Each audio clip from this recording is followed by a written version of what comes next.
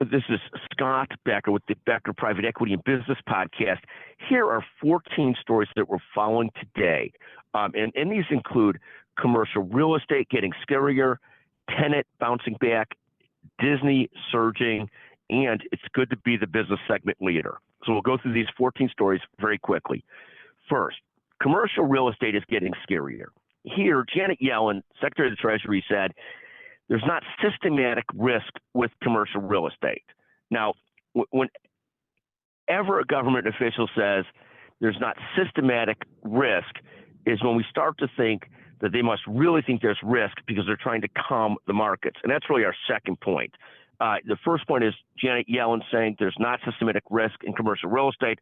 All of us that are watching it think there's pretty significant risk, if not systematic risk to the banking system.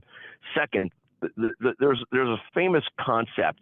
When somebody says something's not true, you often believe, oh my God, it must be true. That's a problem. And I know that's not always the case, but I remember this from my youth when two of the coaches that led our local sports teams got up on stage, Gary Barnett at Northwestern, and then later Bill Self at the University of Illinois, and said to the press conference, I am never leaving Northwestern. I'm never leaving Illinois. And then within a couple of days, each one of them announced that they were leaving. Gary Barnett to the University of Colorado, Bill Self to Kansas University for basketball, Gary Barnett for football. It was clear to me that once a coach says I'm never leaving, or a great player says I'm never leaving, that really means they're leaving. And when Janet Yellen, a government official, says there's nothing to worry about, that to me now means in today's landscape that, oh my God, there must be something to worry about. So that's how I put that into context. Third, great article in Bloomberg today, AI is causing more layoffs than companies want to admit. And there's a story about UPS using AI to get more efficient and cutting some bodies. Fourth, Expedia dropped 15.5% yesterday, or it's down 15% pre-market. I'm concerned because I use Expedia for everything. Let's hope it moves back in the right direction or stabilizes. Fifth, Bank of America says the rally is close to losing its steam, but today the markets are up again. Sixth, Cloudflare jumps 25%. Seventh, Oscar Health, fascinating insurance story, jumps 25% yesterday. Eighth, Pinterest is down 8%. And there's a great story about Pinterest and Snap. And so what's happening with Pinterest and Snap, they're relying a lot on digital advertising. They're getting slammed. Well, the leaders in the segment, Google, Meta, and Amazon, are doing great.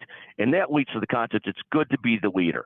10th, there's an old Jack Welch adage that the goal is to be number one or two in a market, and those perform in good times and bad times.